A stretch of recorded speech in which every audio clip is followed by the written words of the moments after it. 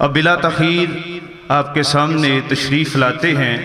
ہمارے محمدیہ انسٹیٹیوٹ بنگلہ وغیرہ کے سرپرست اور الفرقان کالج اوکاڑا کے وائس پرنسپل میری مراد استاذی و شیخی و حبیبی الشیخ زبیر حسین اسری صاحب حافظہ اللہ تعالی۔ الحمدللہ والصلاة والسلام علی رسول اللہ اما بعد فاعوذ باللہ السمیع العلیم من الشیطان الرجیم بسم اللہ الرحمن الرحیم الرحمن علم القرآن۔ چند منٹوں میں 3 حوالے سے آپ سے بات کرنی ہے۔ سب سے پہلی بات یہ ہے کہ ادارے کے تحت یہ پروگرام منعقد کیا گیا ہے، اسی مناسبت سے گفتگو کا عنوان کہ جو علم ہے یہ انبیاء کی وراثت ہے اور اس وراثت کے اصل امین اور وارث علماء ہیں، اسی والے سے گفتگو ہے۔ اللہ رب العزت نے سورہ رحمان میں خود بیان فرمایا ہے کہ رحمان وہ ذات ہے جس نے قرآن کی تعلیم دی، قرآن کو سکھایا، اور انبیاء کے سلسلے میں یہ نبی کریم صلی اللہ علیہ وسلم کا فرمان گرامی ہے کہ علماء انبیاء نے کوئی درم و دینار، سونا چاندی یہ وراثت میں نہیں چھوڑا، یہ ترکہ نہیں چھوڑا، بلکہ وحی کے علم کو چھوڑا ہے جس کے آگے علماء وارث بنے ہیں۔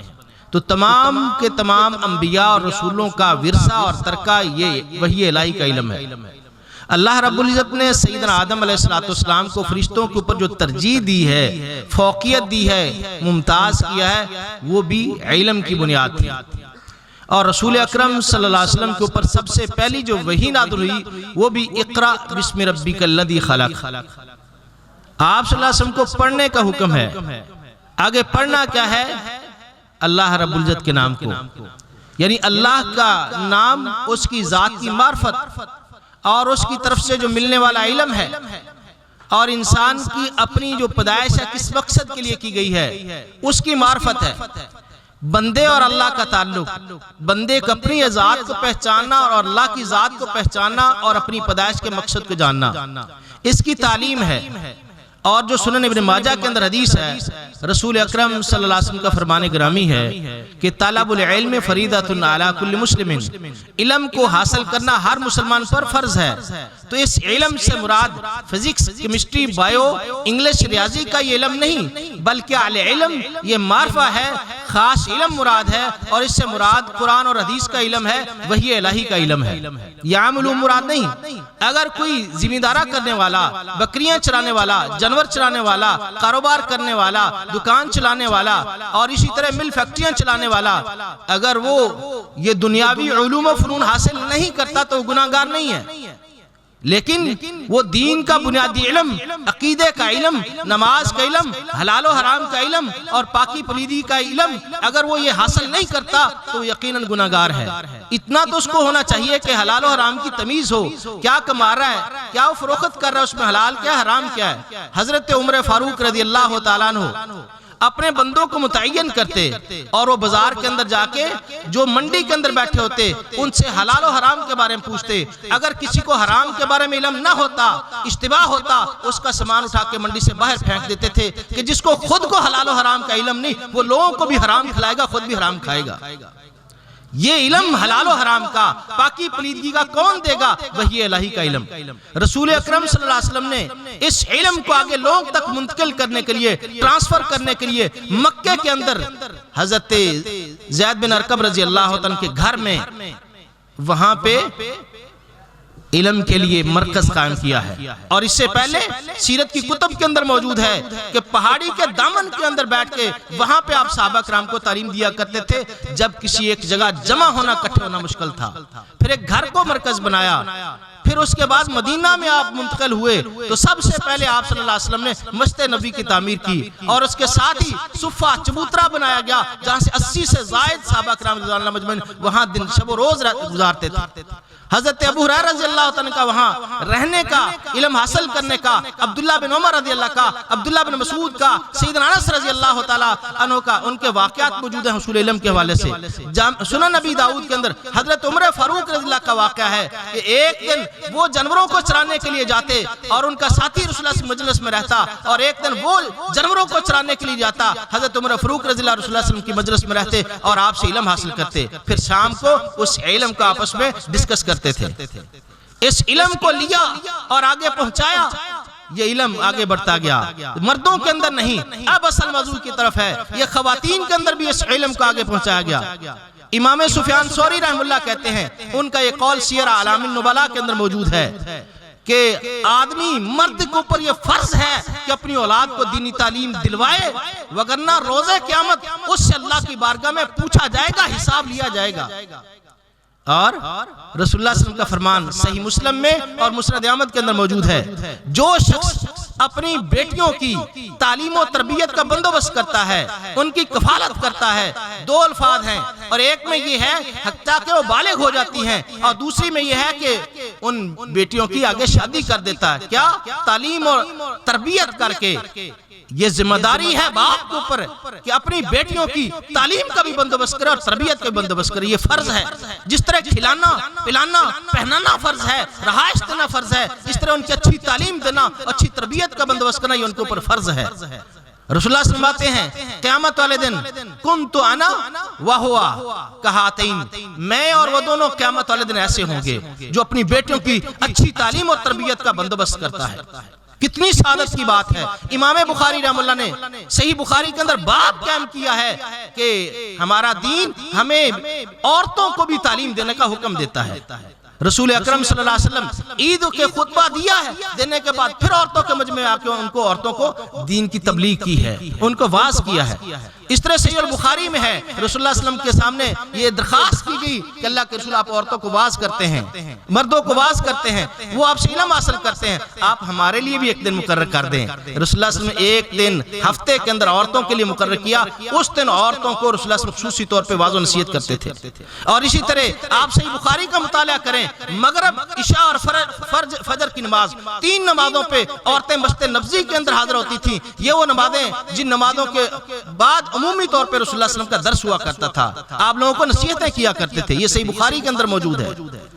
تو ساری گفتگو کا خلاصہ یہ ہے کہ جہاں ہم اپنے بیٹوں کی تعلیم اور تربیت کا بندوبست کرتے ہیں، اسی طرح اپنی نسل نو کی تربیت کے لیے، نسلوں تک اس دین کو آگے منتقل کرنے کے لیے اب انبیاء نہیں آئیں گے، رسول نہیں آئیں گے، اس دین کو آگے لے کے چلنا ہے، منتقل کرنا ہے اس دین کو، اس امانت کو آگے پہنچانا ہے نسلوں تک۔ پھر اپنی بیٹیوں کو، بہنوں کو، ان کو بھی دین کی تعلیم دیں، چونکہ بچوں کی، بیٹے بیٹیوں کی تربیت ہماری بیٹی نے، ہماری ماں نے، ہماری بہن نے کرنی ہے۔ ہم تو کام میں، کاج میں، کاروبار میں مصروف ہوتے ہیں، اور جو سب سے زیادہ اس کا اثر ہوتا ہے بچوں کے اوپر، بیٹیوں کے اوپر اور بیٹوں کے اوپر تربیت کا، تعلیم کا، وہ ماں کا ہوتا ہے۔ اس لیے بچوں کی اچھی تعلیم و تربیت کے لیے ان کو اچھی ماں دو، پڑھی لکھی، تہذیب یافتہ، تعلیم یافتہ، تربیت یافتہ ماں دو۔ یہ اسی وقت ممکن ہے جب ہم اپنی بیٹیوں کی، بہنوں کی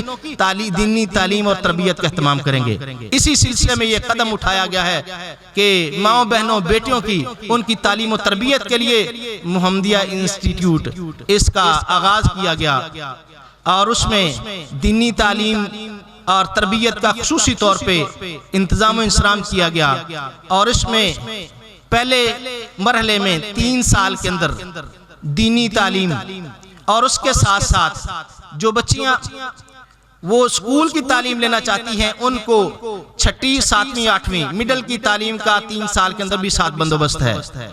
قرآن مجید کی تعلیم، ترجمہ اور مختصر تفسیر، حدیث، عقیدہ، سیرت، اور اس طرح مختصر گرامر کے ساتھ تعلیم دی گئی۔ اور جو بچیاں اسکول کی تعلیم نہیں لے رہی تھیں ان کو باقاعدہ سلائی اور کڑھائی کا یہ کورس کروایا گیا ساتھ، اور اس طرح میڈیکل کا کورس مختصر کروایا گیا ان کو۔ پھر اگلے مرحلے کے اندر جو اگلا قدم ہے اس کے لیے یہ اہل علاقہ کے لیے خوشخبری ہے، سعادت کی بات ہے۔ قابل احترام مائیں بہنیں بیٹیاں ان کی تعلیم و تربیت کے لیے، نسل نو تک اس علم کو آگے منتقل کرنے کے لیے، اپنی ذمہ داریوں کو پورا کرنے کے لیے اس تعلیمی سلسلے کو آگے بڑھایا جا رہا ہے۔ اور یہ میٹرک اور ایف اے اسکول کی تعلیم کا سلسلہ بھی ساتھ ہوگا، اور ساتھ میں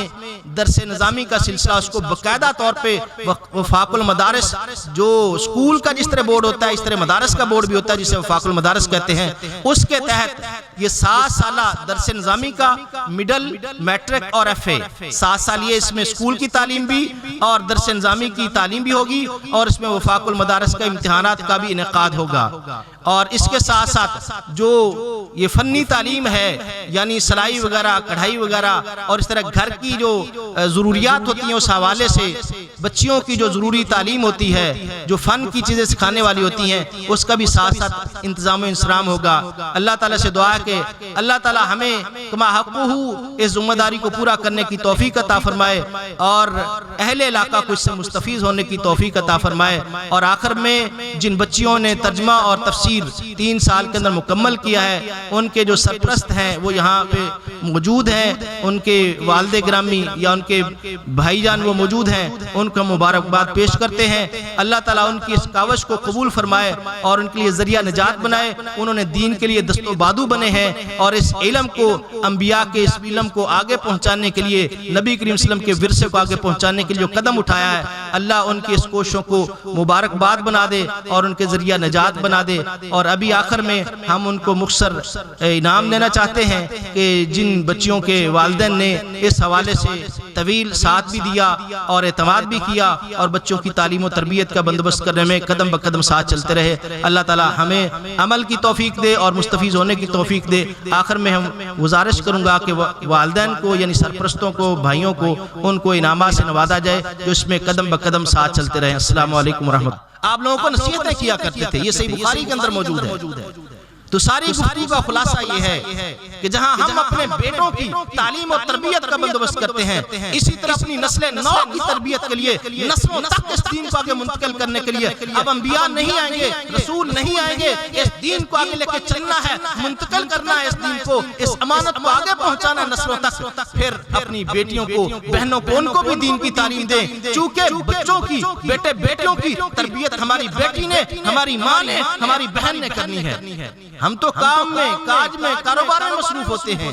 اور جو سب سے زیادہ اس کا اثر ہوتا ہے بچوں کے اوپر، بیٹیوں کے اوپر اور بیٹوں کے اوپر تربیت کا، تعلیم کا، وہ ماں کا ہوتا ہے۔ اس لیے بچوں کی اچھی تعلیم و تربیت کے لیے ان کو اچھی ماں دو، پڑھی لکھی، تہذیب یافتہ، تعلیم یافتہ، تربیت یافتہ ماں دو۔ اسی وقت ممکن ہے جب ہم اپنی بیٹیوں کی، بہنوں کی دینی تعلیم اور تربیت کا اہتمام کریں گے۔ اسی سلسلے میں یہ قدم اٹھایا گیا ہے کہ ماں بہنوں، بیٹیوں کی، ان کی تعلیم و تربیت کے لیے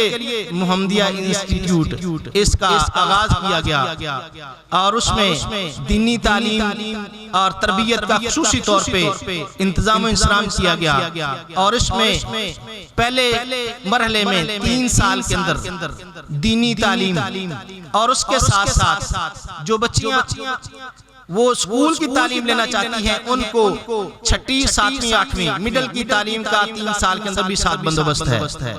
قرآن مجید کی تعلیم، ترجمہ اور مختصر تفسیر، حدیث، عقیدہ، سیرت اور اس طرح مختصر گرامر کے ساتھ تعلیم دی گئی۔ اور جو بچیاں اسکول کی تعلیم نہیں لے رہی تھیں ان کو باقاعدہ سلائی اور کڑھائی کا یہ کورس کروایا گیا ساتھ، اور اس طرح میڈیکل کا کورس مختصر کروایا گیا ان کو۔ پھر اگلے مرحلے کے اندر جو اگلا قدم ہے اس کے لیے یہ اہل علاقہ کے لیے خوشخبری ہے، سعادت کی بات ہے۔ قابل احترام مائیں بہنیں بیٹیاں ان کی تعلیم و تربیت کے لیے، نسل نو تک اس علم کو آگے منتقل کرنے کے لیے، اپنی ذمہ داریوں کو پورا کرنے کے لیے اس تعلیمی سلسلے کو آگے بڑھایا جا رہا ہے۔ اور یہ میٹرک اور ایف اے اسکول کی تعلیم کا سلسلہ بھی ساتھ ہوگا، اور ساتھ میں درس نظامی کا سلسلہ اس کو باقاعدہ طور پہ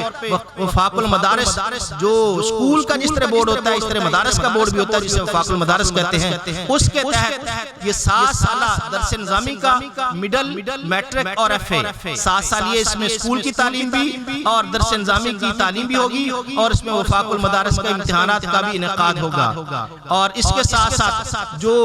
یہ فنی تعلیم ہے یعنی سلائی وغیرہ، کڑھائی وغیرہ، اور اس طرح گھر کی جو ضروریات ہوتی ہیں اس حوالے سے بچیوں کی جو ضروری تعلیم ہوتی ہے، جو فن کی چیزیں سکھانے والی ہوتی ہیں، اس کا بھی ساتھ انتظام و انسرام ہوگا۔ اللہ تعالیٰ سے دعا ہے کہ اللہ تعالیٰ ہمیں کما حقہ اس ذمہ داری کو پورا کرنے کی توفیق عطا فرمائے، اور